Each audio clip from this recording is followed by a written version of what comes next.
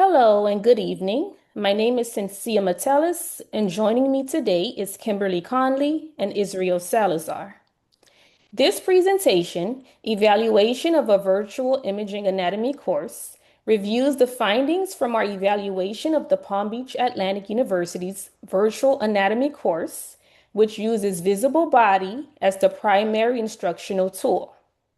We conducted a mixed method analysis to understand how PA students experienced virtual anatomy learning and how these experiences shape their confidence, preparedness, and perception of the curriculum.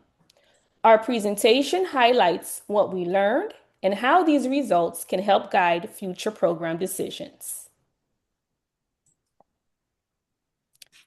This human anatomy course is part of the PA Physician Assistant curriculum at Palm Beach Atlantic University and is taught 16 weeks in the fall semester.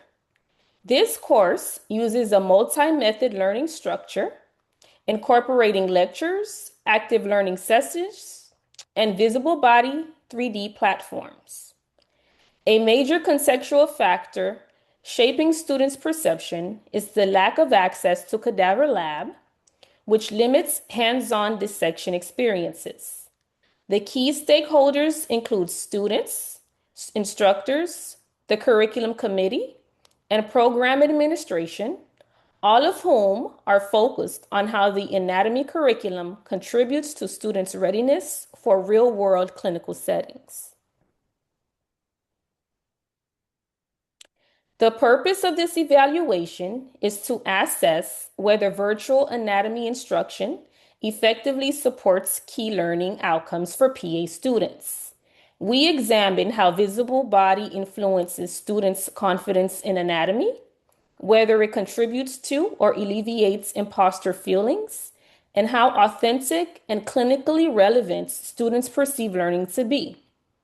These insights and findings will support curriculum design, faculty development efforts, accreditation documentation, such as ARC PA standards, and it guides the program's approach to distributing educational resources.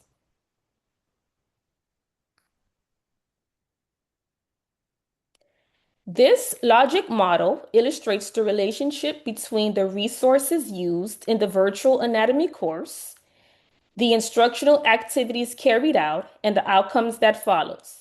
Core inputs include faculty, the visible body platform, institutional support, and anatomy course time, which supports a range of learning activities such as lectures, virtual simulations, assessments, and structured study tasks.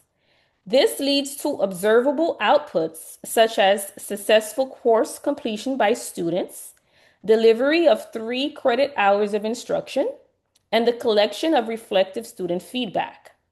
In the short term, these efforts are guided to strengthen students' confidence in their anatomical understanding, increase their engagement with virtual learning tools, reduce feelings associated with imposter phenomenon, and promote more positive attitudes towards the learning experience. Over time, the anticipated long-term outcomes include improved clinical competence, continued growth in students' professional identity as emerging healthcare providers, progressive enhancements to the curriculum, and teaching strategies informed by the evaluation findings.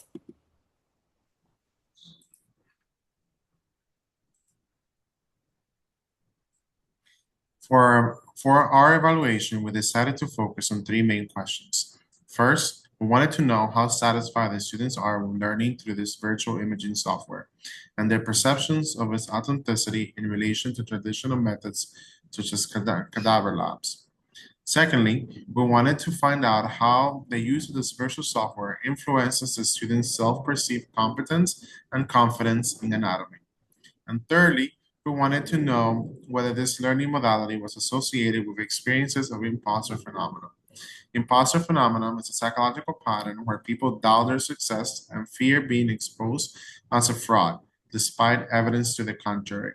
And it's very common among students in the health professions. To explore these questions, we chose a mixed methods approach. We used an initial survey, which encompassed quantitative and qualitative components. And we also conducted a focus group where students were given the opportunity to expand on their ideas and freely express their comments and concerns. We created a survey including questions adapted from the General Self-Efficacy Scale and the Clan's Imposter Phenomenon Scale, which are both validated instruments in the field. The survey consisted of 13 questions, 11 Likert scale style questions ranging from strongly agree to strongly disagree, and 2 open-ended questions. Students were given 1 week to complete the optional survey, and we collected 35 responses, which translated to 62.5% response rate. We deemed this response rate to be very good, given the many demands on the students' time and the optional nature of the survey. Analysis involved quantitative and qualitative components. Likert scale items were analyzed using descriptive statistics, percentages, and frequencies, while open-ended questions were analyzed using a classical content analysis. To explore students' perceptions and satisfaction of the visible body software, we asked 3 distinct Likert style questions. Most respondents found that visible body software was a valuable use of their time and made learning anatomy engaging and enjoyable, with over 70% agreeing or strongly agreeing. However, less than half of the respondents felt that the visible body software provided an authentic understanding of the anatomy comparable to traditional learning methods such as using cadaver labs. Additionally, we asked several questions to assess students' perceived confidence and competence. Only about half of the respondents felt confident with their abilities to identify anatomical structures or handle unexpected anatomy questions. However, that number did increase to over 70% when referring to their ability to apply their knowledge in clinical settings. The survey also revealed that 30 to 40% of students displayed features of imposter phenomena, including low confidence, fear of being deemed incompetent, or undervaluing their own knowledge. Student reflections and confidence revealed 3 clear patterns across the responses. 40% of students reported increased confidence, explaining that visible body strengthened their understanding of anatomy, supported exam preparation, and helped them explain structures and relationships more clearly. 14% of students expressed mixed confidence, expressing that while the software enhanced their conceptual grasp, it did not fully prepare them for real clinical scenarios without the benefit of hands-on practice or cadaver exposure. The largest group described reduced confidence, highlighting difficulties identifying structures to real human bodies, challenges with anatomical variation, and concern that virtual learning did not translate into clinical exams or patient care. The representative responses from the survey helped illustrate the patterns we saw in the quantitative findings. Many students shared that visible body was helpful for visualizing complex structures, but several also said it fell short in providing the depth and realism they expected from the anatomy instruction. Some comments reflected uncertainty about how well virtual models translate to real clinical scenarios, with students noting that they weren't sure how these structures would actually look in a patient. Others expressed frustration with software glitches or difficulty navigating the program, which sometimes interrupted their language. A number of students also mentioned wishing for cadaver exposure, physical models, or other tactile components to reinforce what they were seeing on the screen. Overall, these responses echo the broader themes of limited authenticity, inconsistent confidence, and desire for more hands-on learning opportunities. The focus group allowed us to explore students' experiences with visible body in greater depth. Overall, 5 major domains emerged from their discussion. First, students consistently noted technology usability issues, describing the software as glitchy and expressing a clear preference for using iPads for better stability. Secondly, They discussed pedagogical fit, saying the tool helped them visualize structures in the 3D but did not provide the tactile realism they felt was essential. Third, authenticity was a major concern. Students repeatedly voiced a desire for cadaver access or virtual reality to create a more realistic learning experience. Fourth, they highlighted challenges with curricular alignment, including separation between anatomy and physiology, inconsistency in lectures and exams that did not match instructional materials. Finally, students spoke about engagement and confidence, explaining that passive tasks reduced motivation, while self-directed exploration improved their learning. Collectively, their insights emphasized that visible body is useful but not sufficient as a standalone anatomy learning method. To analyze the focus group data, we used systematic qualitative coding process to identify reoccurring patterns in student feedback. We began by reviewing the full transcript and assigning initial codes to meaningful statements. As coding progressed, these individual comments grouped naturally into about 25 reoccurring themes. We continued refining the categories until saturation was reached, around 100 coded comments, indicating that no new ideas were emerging. From these themes, 5 major domains became clear: technology usability, pedagogical fit, authenticity, curricular alignment, and engagement and confidence.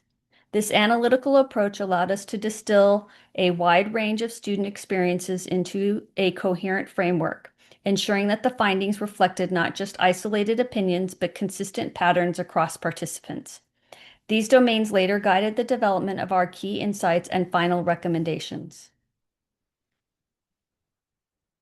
The key findings from both the survey and the focus groups highlighted several consistent patterns in student experiences with virtual anatomy instruction.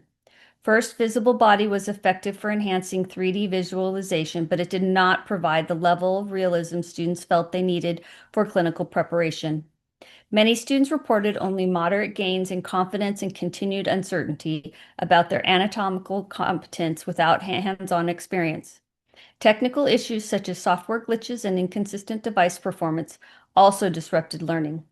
Additionally, students identified gaps in curricular alignment, noting that anatomy and physiology felt disconnected and that the assessments did not always reflect instructional content. Finally, feelings of imposter phenomenon surfaced for students who worried that the virtual instruction alone left them less prepared than peers in the program with cadaver labs. Together, these findings underscore the need for greater authenticity, improved coherence, and enhanced experiential learning opportunities within the curriculum. Based on the evidence gathered from our surveys and focus groups, several clear recommendations emerged to strengthen the anatomy learning experience. First, improving curricular alignment is essential. Integrating anatomy and physiology more intentionally and ensuring that lectures, software activities, and assessments match will create a more coherent learning path. Second, addressing recurring technical issues with the virtual software and providing structural tutorials will enhance usability and reduce student frustration. Most importantly, students expressed a strong desire for more authentic, hands-on learning, expanding experiential opportunities through cadaver exposure. Virtual reality platforms, anatomical models, and standardized patients would significantly improve confidence and clinical readiness. Finally, maintaining an ongoing cycle of quality improvement through regular student feedback will allow the program to adapt continuously and ensure that instructional approaches remain effective, relevant, and aligned with accreditation expectations. Thank you for taking the time to listen to our presentation.